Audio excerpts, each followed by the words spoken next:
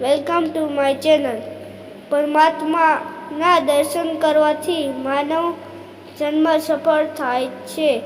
મનુષ્ય જન્મ પ્રભુને પ્રાપ્ત કરવા માટે છે. પ્રભુએ કૃપા કરી માત્ર માનવને જ એક એવી શક્તિ બુદ્ધિ આપી છે કે જો માનવ આ બુદ્ધિનો સદુપયોગ કરી વિવેકથી સંચમનથી પવિત્ર જીવન ગાળે તો મરતા પહેલા તેને જરૂર પરમાત્માના દર્શન થાય. માત્ર માનવમાં જ બુદ્ધિ શક્તિ હોવાથી તે આત્મ સ્વરૂપને પરમાત્મા સ્વરૂપને ઓળખી લઈ પરમાત્માના દર્શન કરી શકે છે. માનવ ધારે તો પાપ છોડી શકે છે, પણ પશુ પાપ છોડી શકતા નથી. પશુ પાપ કરે છે, પણ તેમને અજ્ઞાન હોવાથી પરમાત્મા તેના પાપ માફ કરે છે. પશુ પક્ષીઓ શરીર તે હું જ છું એવું સમજી વ્યવહાર કરે છે.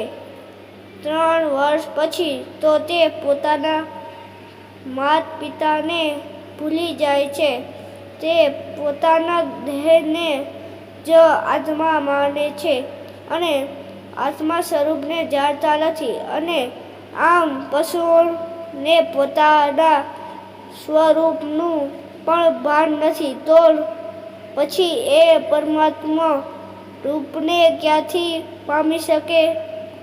શરીરને જે આત્મા સમજે છે એ માનવ પશુ સમાન જે આ જીવ અનેક વર્ષોથી ભોગવતો આવ્યો છે, છતાં તેને શાંતિ મળતી નથી.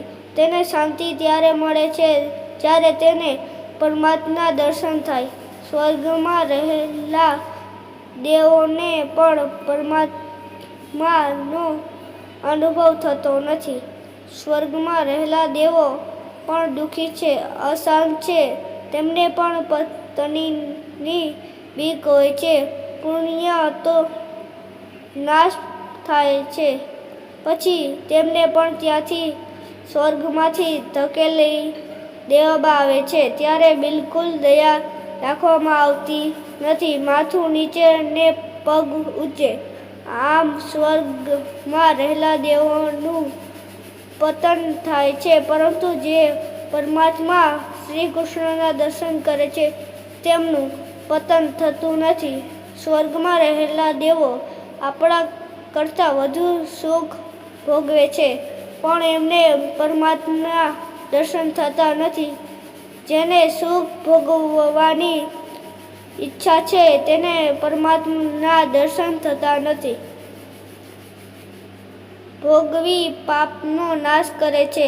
સ્વર્ગના દેવો પુણ્યનો ફળ સુખ ભોગવે છે અને પુણ્યનો નાશ કરે છે. સ્વર્ગ એ ભોગ ભૂમિ છે. ત્યાં નવું પુણ્ય ઉપાર્જિત થતું નથી. સ્વર્ગમાં કોઈ નવી આવક થતી નથી. માનવને પુણ્ય લઈને ગયો હોય તે ભોગવે છે. મનુષ્યમાં પાપ અને પુણ્યને સમજવાની બુદ્ધિ શક્તિ છે. એક મનુષ્ય યોનિમાં જ પાપ પુણ્ય થાય છે. મનુષ્ય ધારે તો પાપ કરતો અટકી જાય અને નવું પુણ્ય કરી શકે છે અને પરમાત્માના દર્શન કરી શકે છે.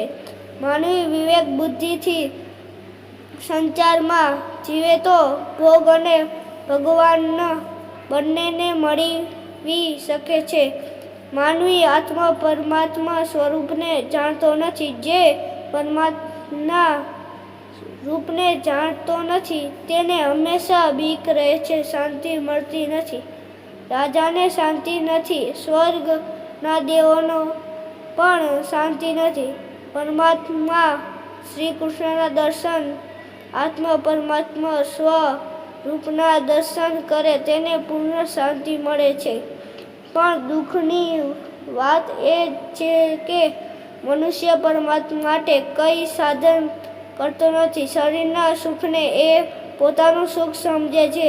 સુખના 3 પ્રકાર છે: શરીરનું સુખ, પ્રાણનું સુખ, આત્માનું સુખ. અને મનુષ્યને સાચા સુખની ખબર નથી.